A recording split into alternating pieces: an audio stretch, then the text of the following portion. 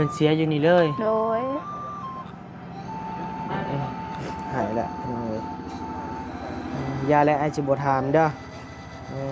ยันว่ามันนะเพิ่นพี่น้องเอ้ยเนาะว่าสิบ่ถาม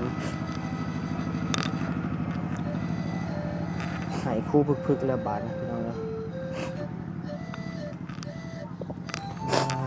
เนาะเข้าใจความรู้สึกอยู่พี่น้องไกลบัดเก็บเรื่อยอะไรขี้เนี่ยยังอยู่ยังแดดเนาะเวลาจังเก็บก็ได้ ไปส่งเฮียน ก็เป็นหนังหูแม่จะเป็นสาเหตุใดที่เป็นเสีย เพิ่นเป็นเบาหวานแล้วก็ยาหลายอย่างแบบพยาธิโฮมเพิ่น พยาธิประจำตัวเพิ่น โดย ตายยันพยาธิ โดย เป็นดินมูลดินมั่งนั่นแหละเนาะก็ดีละเนาะเพิ่นแบ่งให้แล้วก็ถ้าว่าบุญจะฮอดถึงเนาะก็มีทางผู้หลักผู้ใหญ่เพิ่นอยากแบ่งสดจากซอยเนาะมันก็สบายเฮ็ดห้องน้ำห้องในเพิ่นก็เฮ็ดได้เจ้าน้ำตอนไงเพิ่นก็เฮ็ดได้นะ โดย ก็ความพันหลักๆเจ้าอยากได้หยังนาง อยากได้ห้องน้ำ เอ้า อยากได้ห้องน้ำกับผ้าเฮือน ผ้ากระตาดนี่บ่ ผ้ากระตาดก็ได้ผ้าแป้นก็ได้แล้วแต่ผู้ใหญ่เพิ่นสิช่วย แล้วแต่บุญเนาะแล้วแต่บุญแต่กรรมนมน้องเพิ่นเด้อเดี๋ยวจังหน่อยซอยบ่หมดดอกสิซอยเล็กๆน้อยๆนะบ่าวก็บ่มีเงินปานใดช่วงนี้ซอยพอซอยได้แหละพี่น้องเอ้ยเนาะวันนี้ก็ได้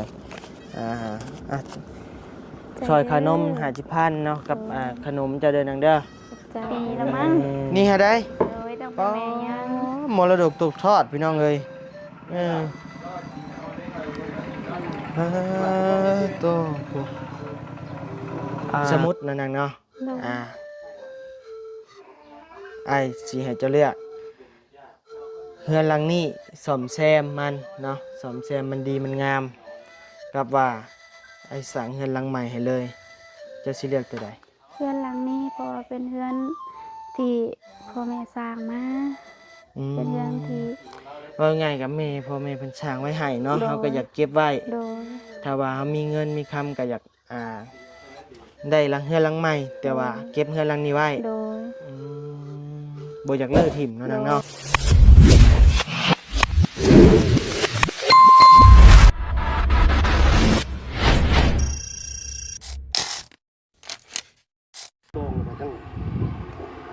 เอาพี่น้องเอ้ย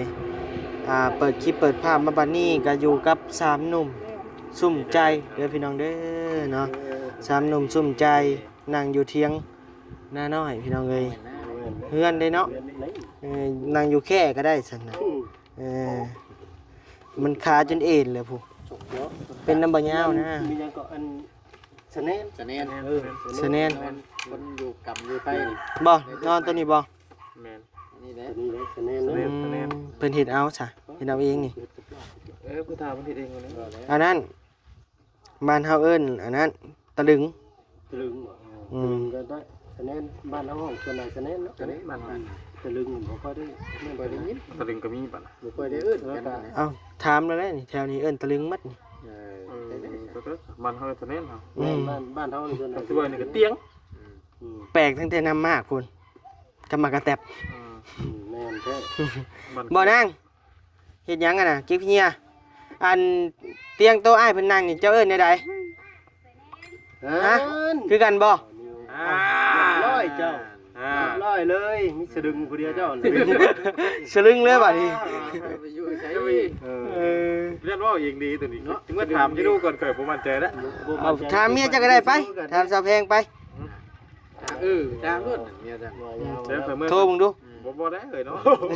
เอาเดี๋ยวนี้เลยเนาะ ตะลึง ตะลึง ตะดึง ตะลึง ตะลึง ตะลึง ตะลึง ตะลึงนี่ จังว่านี่นะ นี่คืออันเจ้านั่งนี่เด้นี่เด้ มันได้ก็ได้ยินแต่บางหมู่บ้านก็เว้านี่แหละตะดึงนี่ตะดึงแต่ว่าบางส่วนลาก็สะแนนในบ้านเนาะ ฉะนั้นมัน ได้อยู่กรรมได้ลูกใหม่นอนเนาะแม่น นี่แหละ ตัวนี้ส่วนลาก็ ในบ้าน สะแนน เมืองพี่น้องไงเป็นบ่คือกันเนาะ อยู่ฝั่งไทยเอิ้นแค่ แค่มันก็เตียงมันเนาะ แค่เตียงนี่แค่นี่เห็นบ่นี่แค่แล้วนี่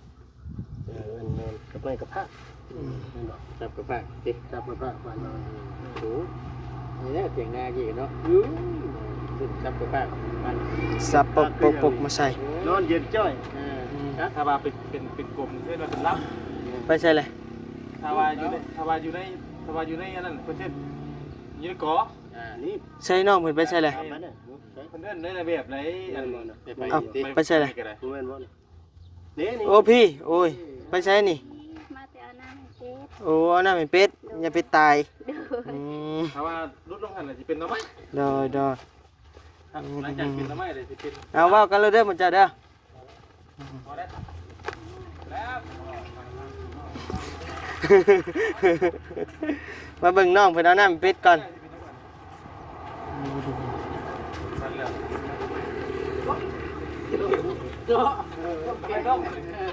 ไกลบัดอืมเก็บเรียอะไรขี้เนี่ยยังอยู่มันแดดเนาะเวลาจังเก็บก็ได้ไปเป็นนางห่มปะโอ้นี่บ่บักหลานอนนี่บ่โอ้มามือใดก็นอนมือนั้นพี่น้องเอ้ย มันโค้งเด้เดี๋ยวนึงมัน ปะไปนั่งอยู่ห่มกกไม้ผู้ปะพี่น้องเอ้ยอันนี้บ่นางเงินเจ้านางโอ้เดี๋ยวจักหน่อยพาขึ้นเบิ่งหน่อยเด้อเอามานั่งอยู่นี่ก่อนบัดนี้ทึบพี่นั่งน่ะก็ได้บ่ได้เว้ยนั่งนี่แหละพี่แจ้งเนี่ยโตครั้งแรกได้บ่นิวมาเฮือนน้องเพิ่นนี่พี่น้องเอ้ยตอนแรกๆบ่ลี่เนาะซ้อมมากับบ่เตียงเนาะปึ๊บ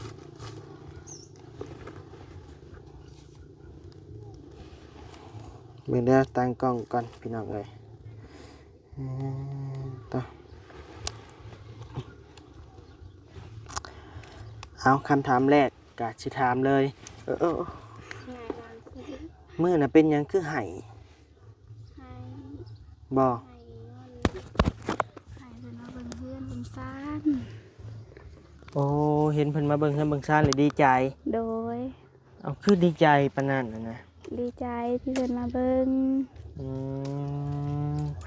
ความคิดเจ้าในน่ะตอนนั้นมันคิดในใดว่าเพิ่นมาเบิ่งเฮือนแล้วคือว่าดีใจปานนั้นเป็นจังได อยากให้เพิ่นซอย โอ้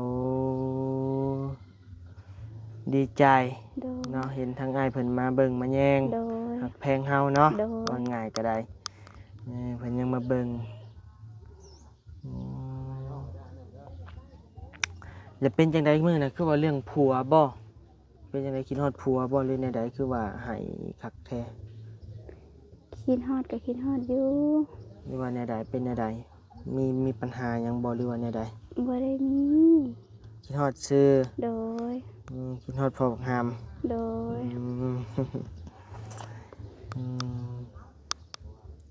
น้องเป็นอีกคนน้ำตาตื้นนะพี่น้องเนาะมีแนว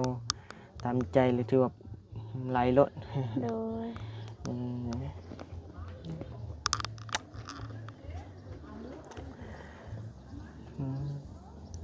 ว่าเรื่องพ่อบักหามเนี่ยเป็นอะไรคือว่าหายมันเป็นอาการใดมันเป็นตามใจใด แบบตามใจแบบคิดฮอดเพิ่น แต่ว่าเพิ่นลูกออกมาก็ยังบ่ได้อยู่นำกันเลย โดย ไปเฮ็ดเรื่องงานเล โด ย ย ทุกมื้อนี้ก็โทรหากันอยู่บ่ โอ้ เพิ่นไปได้จักเดือนล่ะ หาแต่เดือนไป เดือนไปฝากเงินฝากคำให้อยู่บ่ โดยพาก็พอจะได้ซื้อข้าวให้ลูก โอ้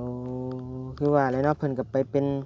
แรงงานเพิ่นเนาะ โดย มันก็บ่คือเฮาเฮ็ดเฮาเองอะนะ โดย ก็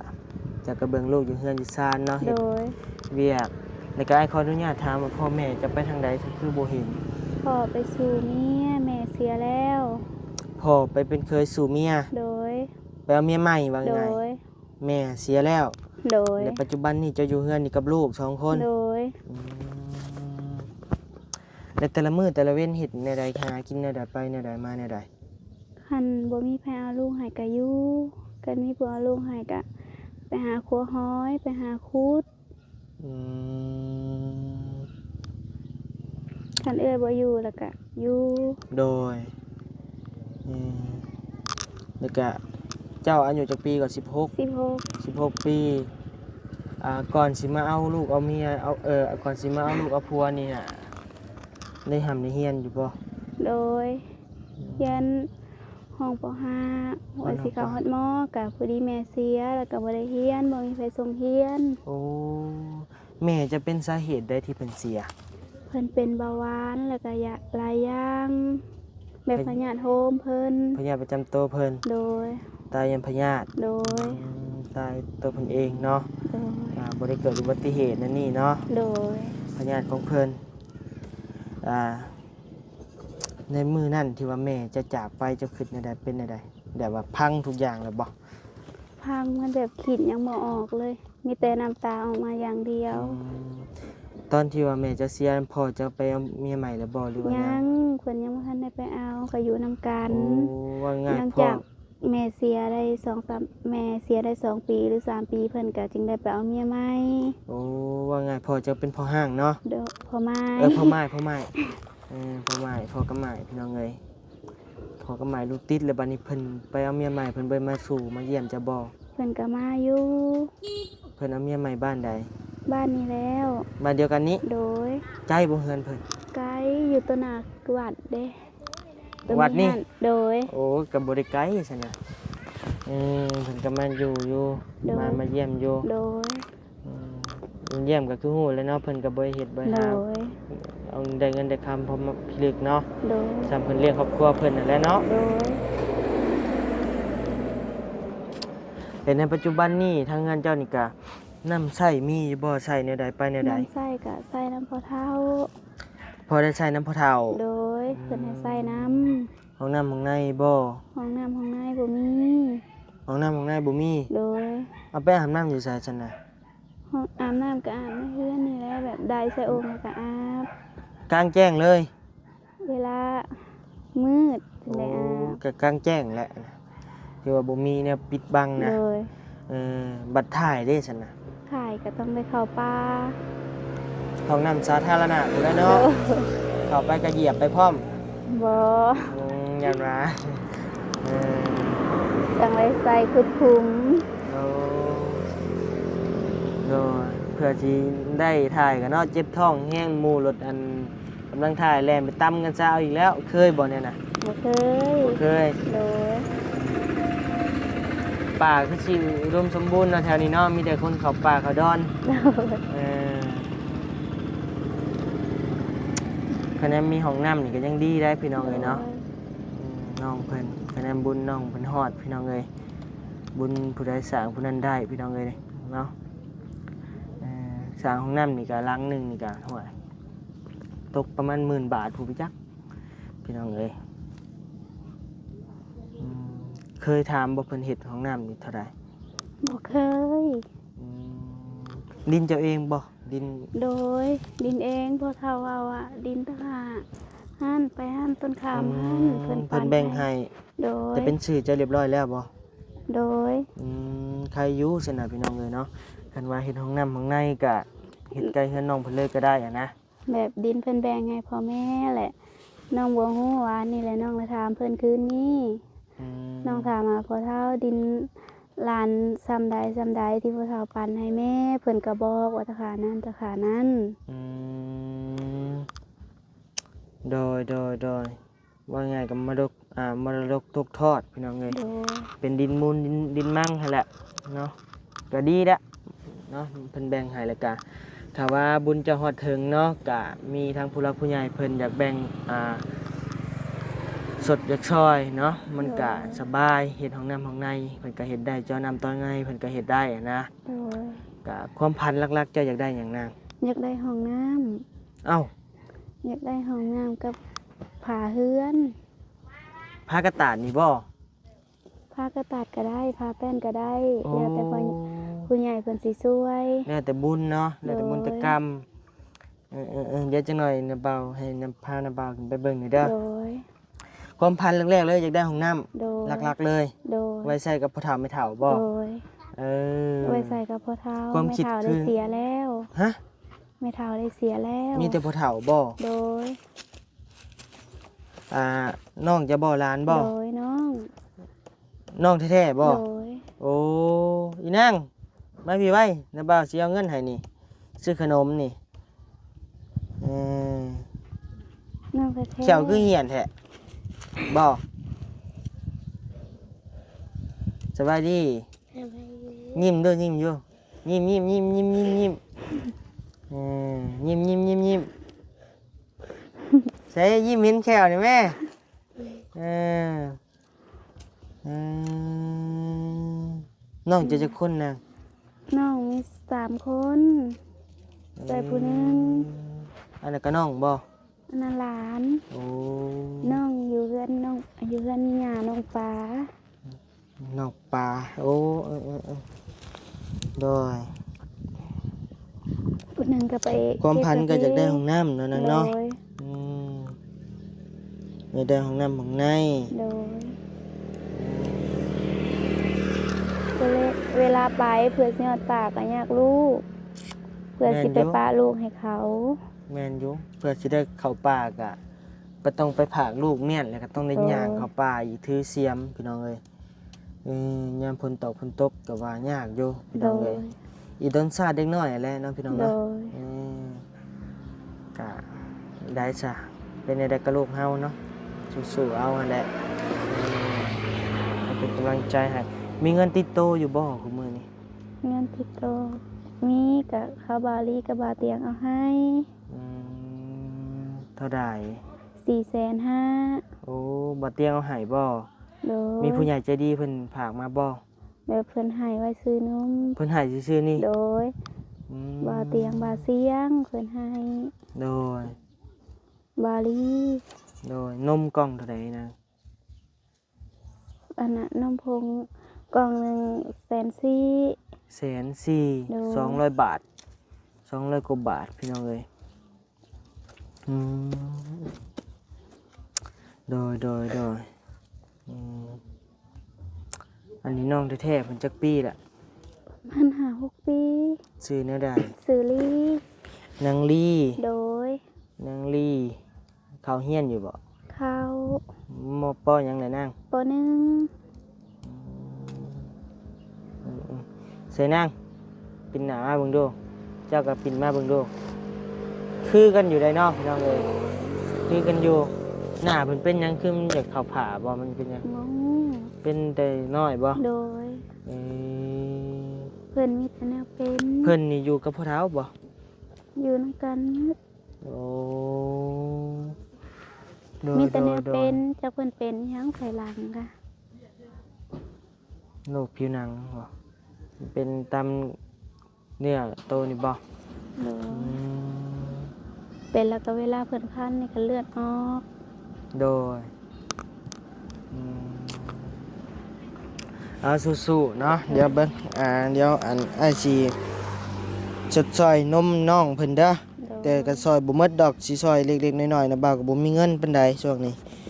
เออซอยพอซอยได้แหละพี่น้องเอ้ยเนาะวันนี้ก็ได้อ่ะ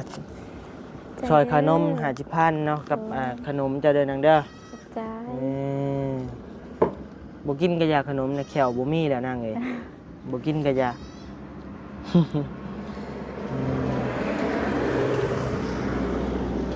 ป้าพาในบ่าวขึ้นไปเบิ่งเงินได้บ่ โดยได้ ไปลินไปซื้อขนมรถอีนางไปกับหมู่รถเดี๋ยวอันนะบ่าวลมกับเอื้อยเจ้าก่อนต่อ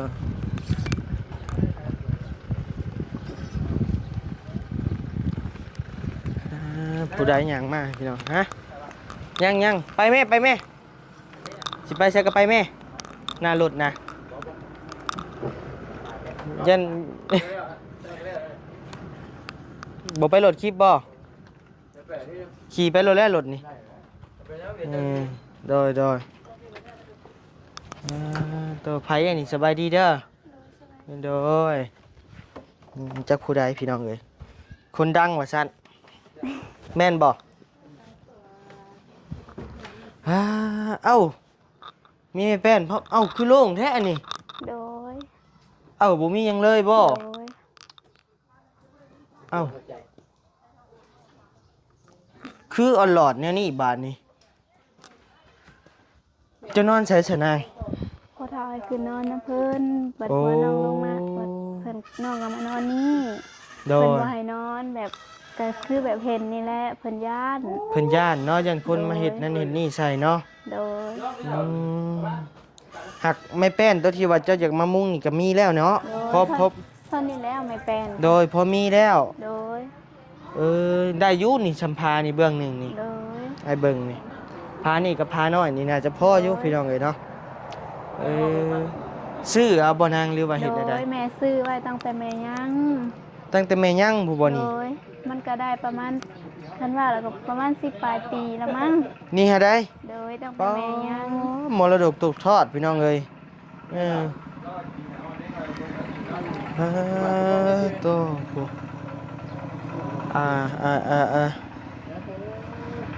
เดี๋ยวนี้เพิ่นขายแผ่นเท่าใดนางจะฮู้อยู่บ่ บ่ฮู้ อืมเฮือนเราก็สะอาดได้ขนาดบ่มีคนอยู่พี่น้องเอ้ยบ่มีฮอดขี้ฝุ่นเนาะ ขึ้นมาปาดอยู่ตลอด ปัดอยู่ตลอด โดย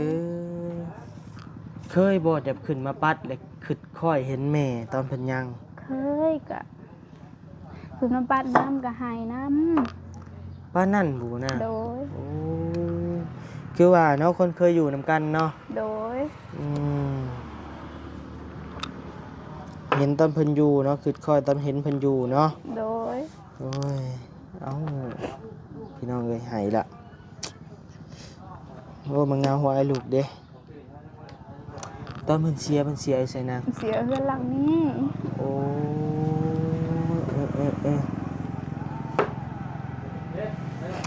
เพิ่นเสียอยู่นี่เลย โดย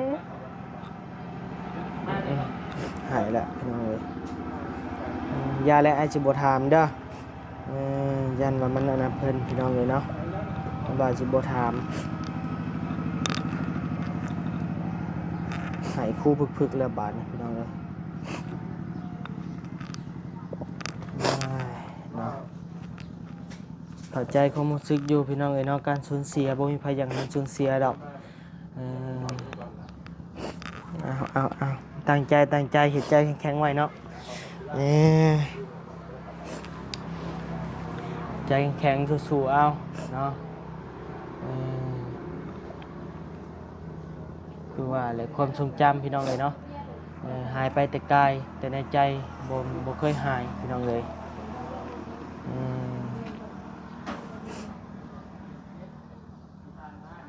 สู้ๆเนาะเห็ดใจแข็งๆไว้ใหญ่และเป็นผู้หญิงกะเห็ดใจแข็งๆไว้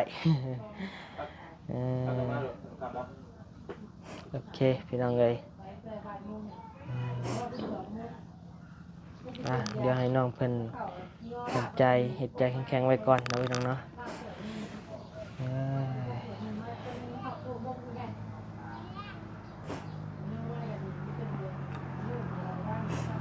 อย่าแล้วเนาะเพิ่นจากไปเลย มีคนอยู่ก็สู้ต่อไปนางเอ้ยเห็นเฮาทุกข์เฮายากกะและน่าสู้ไปเคยอยู่บ่เดี๋ยวว่าไปโรงหำเฮียนเพิ่นเสียได้จักปีแล้วซะไอ้ขอถาม ได้4-5 ปีแล้ว 4-5 ปีตอนนั้นเจ้าเฮียนอยู่บ่ ยังเฮียนอยู่เฮียนก็เฮียนหกปห้า โอ้โดยหลังจากเพิ่นเสียแล้วก็บ่ได้เฮียนเลย โดยบ่มีใครส่งเฮียน ตอนตะกี้ไอ้ขออนุญาตถามตะกี้ตอนเขาเฮียนก็เคยบ่มีหมู่มาดูถูกเฮาว่าขี้ทุกข์ขี้ยากแนั่นนี่เคยบ่ ย เพิ่นว่าในใดอะน่ะ เพิ่นว่าบ่นับถือเป็นหมู่เป็นครูดอกเพิ่นขี้ทุกข์ขี้ยากหลานอันน้องก็อดเอา โดอยากเพิ่นแหละเนาะชีวิตคนเฮามันเลือกเกิดบ่ได้นางเอ้ยมีแต่คำว่าสู้เนาะเฮาเกิดมาแล้วก็สุดแล้วเนาะก็อย่าเพิ่นดูถูกตั้งใจหาเงินหาคำเฮ็ดให้เพิ่นเห็นเนาะว่าถึงเฮาสิทุกข์เฮาก็มีจุดยืนได้สู้ๆ